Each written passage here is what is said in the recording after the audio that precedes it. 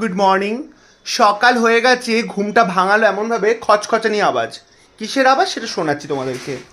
আমি মানুষ জানি না যে অতিথিদের বাড়িতে অতিথি বাড়িতে আসলে কি করতে হয় সেবা।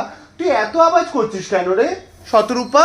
দেখো অবস্থা, সারাক্ষণ খ্যাচ খ্যাচ প্লাস্টিকের আওয়াজ, কি বিরক্ত লাগে তোমরা বলো। দেখো তো বেলা এখন বাজে 11:15। হ্যাঁ 11:15টার সময় কি ঘুমায়? আমি কি নিজের বাড়িতে ঘুমাচ্ছি? রানী ভিক্টোরিয়া ঘুমাবে।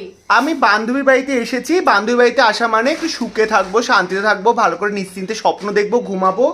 ওর খচখচে না।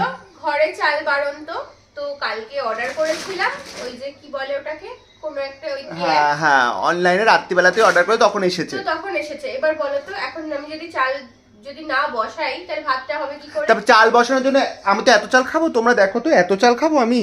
এত চাল বসিয়েছে, আমার জন্য যে কটা দরকার ওর জন্য যে কটা দরকার নিলেই হয়ে যায়।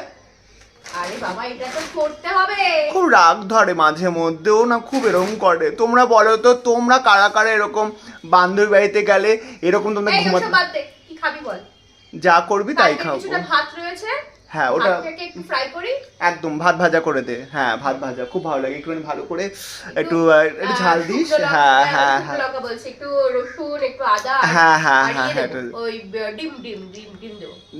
বাহ উফ দারুণ। যাই হোক, বান্ধবী বাড়িতে এসেছি, আদর যত্ন পাচ্ছি। ওকে জ্বালাবো, তুমি কি ভাবছো ও আমাকে ঘুম থেকে তুলে দিয়েছে আমি ছেড়ে দেবো? বুঝেছো, আমিও জ্বালাবো। টাটা।